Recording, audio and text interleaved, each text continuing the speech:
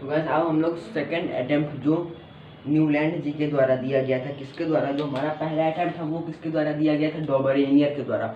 और उन्होंने सिर्फ 9 एलिमेंट ही अरेंज कर पाए थे, क्योंकि उन्होंने एक सेट में 3 एलिमेंट रखे थे। अब डॉबरेनियर जी भी कुछ न्यूलैंड जी, इनका पूरा नाम था जॉन न्यूलैंड, इन्होंने भी कुछ उसी तरह एलिमेंट्स को 8 के ग्रुप में रखा, 8 के ग्रुप में।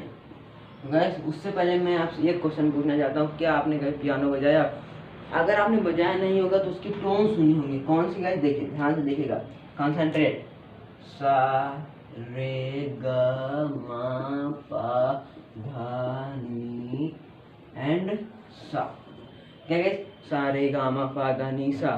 क्या गैस? सा रे गा मा पा धा नी सा। अब देखिए यहाँ पे ध्यान देने वाली बात यह है कि देखिए कितने हैं, मतलब कितने वर्ड्स बाद रिपीटेशन हो रहा है। सा देखिए, अगर ये पहला है, दूसरा, तीसरा, चौथा, पांचवा, छठवा, सातवां, 8वें पे फिर रिपीटेशन हो रहा, फिर हम लोग लिखेंगे सा रे गा मा पा। फिर देखिए अगर हम लोग इसको पहला मानते हैं रे का, तो दूसरा, तीसरा, चौथा, पांचवा, छठवा, सातवां, आठवां, मतलब कि जो पहला है वो 8वें का रिपीटेशन है। मतलब कि इसकी जो प्रॉपर्टीज होंगी वही प्रॉपर्टी इसकी होंगी, जो इसकी प्रॉपर्टी होंगी वही इसके लिए होंगी, और उसी के लिए इसका भी होगा और उसी के लिए इसका भी होगा। तो क्या हुआ, इन्होंने एलिमेंट को भी कुछ इसी तरह रखा। किस तरह? देखिए मैं आपको बताता हूँ। इन्होंने एलिमेंट को रखा कुछ इस तरह की, देखिए इन्होंने नोबल गैसेस को हटा दी, नोबल गैसेस को कहा तुम बाहर जाओ।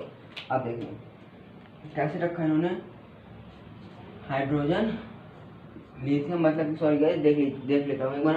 Hydrogen, lithium, beryllium, hydrogen helium होता है, हीलियम नोबल गैस बाहर, lithium, beryllium, boron, carbon, nitrogen, oxygen, fluorine, neon को बाहर, सोडियम। सॉरी गाइस, फ्लोरीन यहाँ पे आएगा, 1 2 3 4, हाँ 3 4 7। अब देखिए यहाँ पे क्या आएगा, फ्लोरीन, फिर क्या आएगा, नियोन। सॉरी गाइस, फ्लोरीन के बाद फ्लोरीन, नियोन, सोडियम, फिर magnesium, aluminium, silicon, phosphorus, sulphur, fluorine, क्या गए, हाँ फ्लोरीन, ऑर्गन, फिर पोटेशियम, कैल्शियम, स्कैंडियम, इसी तरह आगे होता है। देखिए इन्होंने, देखिए मैं आपको फिर से बताता हूँ, hydrogen, lithium, beryllium, boron, carbon, nitrogen, oxygen, fluorine, neon, magnesium, aluminium, fluorine, sodium, magnesium, aluminium, silicon, phosphorus, sulphur, fluorine, potassium, calcium, scandium. अब देखिए इन्होंने बताया ये कि जो पहला एलिमेंट है वो 8वें का रिपीटेशन है। अगर हम लोग पहला इसको लेते हैं तो 8वां कौन सा आएगा, देखिए 1 2 3 4 5 6 7 8 फ्लोरीन आएगा, तो ये इसका रिपीटेशन होगा। उसी तरह का हम लोग पहला इसको लें तो 2 3 4 5 6 7 8 ये इसका रिपीटेशन है, मतलब ये इसका, उसी तरह और नीचे एलिमेंट्स होंगे, उसी तरह ये इसका रिपीटेशन, ये इसका, ये इसका, ये इसका, ये इसका। तो क्या हुआ, उन्होंने अब एलिमेंट्स को ऐसे अरेंज कर दिया, अब अरेंज कर दिया उन्होंने एलिमेंट का। अब देखिए लेकिन इन्होंने भी near about 50 elements he arrange कर पाए इस तरह। और इन्होंने अरेंज किस बेसिस पे किया था, ये उनका एटॉमिक मास के बेसिस पे किया था। तो जब ये 55 एलिमेंट, ये थोड़ा सा भाव खा गए थे, क्या ओवर कॉन्फिडेंट हो गए थे। इन्होंने कहा कि जितने इन्होंने डिस्कवर किए थे 55, जिस टाइम में डिस्कवर कर रहे थे उस टाइम 55 एलिमेंट डिस्कवर हो गए थे, और इन्होंने कहा उससे ज़्यादा एलिमेंट डिस्कवर होंगे ही नहीं। ये इनका डिमेरिट हो गया था, तो इस वजह से इनका भी गलत हो गया था, न्यूलैंड जी का भी नहीं माना गया था। ये तो हमारे न्यूलैंड जी का। फिर अब आते हैं हमारे मेंडलीव जी। कौन आता है गैस, मेंडलीव।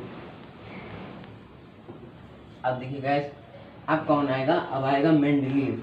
ये मेंडलीव कौन है, मेंडलीव ने अच्छा अटेम्प्ट दिया था, मतलब कि इन्होंने काफ़ी सही पीरियोडिक टेबल दी थी। इन्होंने देखिए पीरियोडिक टेबल में क्या किया था, इन्होंने उसमें से ग्रुप बनाए थे और पीरियड्स बनाए थे। जो वर्टिकल कॉलम्स थे उन्हें हम लोग, वर्टिकल कॉलम्स को हम लोग ग्रुप बोलते थे, और जो हॉरिजॉन्टल रोज हैं उन्हें हम लोग पीरियड बोलते थे। हॉरिजॉन्टल रोज को क्या बोलते थे, पीरियड। अब देखिए हॉरिजॉन्टल रोज को क्या बोला जाता है, मतलब ये पीरियड 1, ये पीरियड 2, ये पीरियड 3, ये पीरियड 4, इसी तरह आगे ये ग्रुप 1, ये ग्रुप 2, ये ग्रुप 3, ये ग्रुप 4, ये ग्रुप 5, ये ग्रुप 6। इन तीनों ने सिर्फ, मतलब तीनों में, मतलब डॉबरेनियर, न्यूलैंड और इन्होंने भी उसी के मास के increasing order of their atomic mass, यही गलती केवल तीनों ने की थी, जिन तीनों ने मास की बेसिस पे रखा। अब देखिए मास की बेसिस पे रखने पे क्या हुआ, मास की बेसिस पे इन्होंने रखा है एलिमेंट को, तो देखिए अब इन्होंने काफ़ी हद तक मतलब मैक्सिमम टू मैक्सिमम इन्होंने पीरियोडिक टेबल दे दी थी। फिर क्या हुआ आगे, इसी के बाद आए हेनरी मोज़ले, जिनकी मॉडर्न पीरियोडिक टेबल आज के टाइम पे हम लोग स्टडी कर रहे हैं। कौन है? हेनरी मोज़ले। इन्होंने जो पीरियोडिक टेबल दी वो परफेक्ट पीरियोडिक टेबल थी, खाली एक चेंज किया, खाली एक चेंज, ओनली वन चेंज किया, इंक्रीजिंग, उन्होंने भी क्या था, increasing of their atomic number. इन्होंने सिर्फ एटॉमिक नंबर की बेसिस पे एलिमेंट को अरेंज कर दिया और पूरी पीरियोडिक टेबल बना दी। बाकी इन्होंने इनसे सीखा था कि हम लोग पीरियड और ग्रुप भी बनाएंगे। इन्होंने, हेनरी मोज़ले ने मेंडलीव से ही सीखा था कि हम लोग पीरियड और ग्रुप में कर सकते थे। उन्होंने उनका आइडिया अच्छा लगा और इन्होंने ये सीखा, और न्यूलैंड जी से ये सीखा कि वो कुछ एक रेगुलर इंटरवल ऑफ टाइम के बाद क्या करेंगे, रिपीट करेंगे। क्या करेंगे guys? Regular interval of time के बाद क्या करेंगे, रिपीट करेंगे। ओके गाइस, आई होप आपको अब मेरा वीडियो क्लियर होगा। अब देखिए, अब हम लोग आते हैं,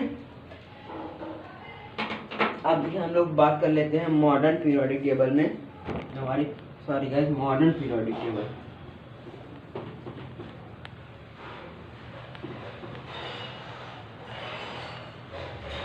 गाइस आप लोग अपनी बुक खोल लीजिए और हम लोग मॉडर्न पीरियोडिक टेबल में देखते हैं। H.G.J. Moseley showed by X-ray analysis atomic number। उन्होंने देखा कि जो एटॉमिक नंबर होता है, क्या गाइस, उन्होंने क्या देखा कि जो एटॉमिक नंबर होता है वो एलिमेंट की मोस्ट फंडामेंटल प्रॉपर्टी होती है देन उसके एटॉमिक मास के कंपैरिजन में, और देयरफॉर स्लाइटली मॉडिफाइड, उन्होंने सिर्फ हल्का सा चेंज किया और एटॉमिक नंबर के बेस पे पूरी पीरियोडिक टेबल दे दी। अब देखिए मॉडर्न पीरियोडिक टेबल लॉ क्या कहता है, मॉडर्न पीरियोडिक लॉ था वो कहता है, it state that all physical and chemical properties are, जितनी भी all physical properties and chemical properties, जितनी भी फिजिकल और केमिकल प्रॉपर्टीज होती हैं वो उनके एटॉमिक नंबर के बेसिस पे होती है। जितनी भी all physical properties and chemical properties depend upon their atomic number, उनके एटॉमिक नंबर पे डिपेंड करती हैं फिजिकल प्रॉपर्टीज। अब इन्होंने मॉडर्न पीरियोडिक टेबल दे दी जिसमें 18 ग्रुप्स थे और 7 पीरियड्स थे। तो ये क्या थे, 18 ग्रुप्स थे और 7 पीरियड्स थे। तो अब हम लोग क्या करेंगे, अब हम लोग देखेंगे कि उसमें से कुछ केस आते हैं, जैसे कि अगर हम लोग अक्रॉस अ ग्रुप जाएं या डाउन अ ग्रुप आएँ, अक्रॉस अ पीरियड जाएं या डाउन अ पीरियड है, तो इलेक्ट्रोनेगेटिविटी इंक्रीज करेगी, डिक्रीज करेगी, प्रोटॉन बढ़ेंगे, डिक्रीज करेंगे, सेल क्या होती हैं, ये सब तो वो अब हम लोग डिस्कस करने जा रहे हैं। तो मैं इसको रेस कर देता हूँ। अब हम लोग क्या डिस्कस करेंगे, कुछ नहीं, केवल जो वेरिएशंस होते हैं, वेरिएशन डाउन अ ग्रुप फिर अलॉन्ग अ पीरियड। तो देखिए अब हम लोग क्या करेंगे, देखिए यार ध्यान से,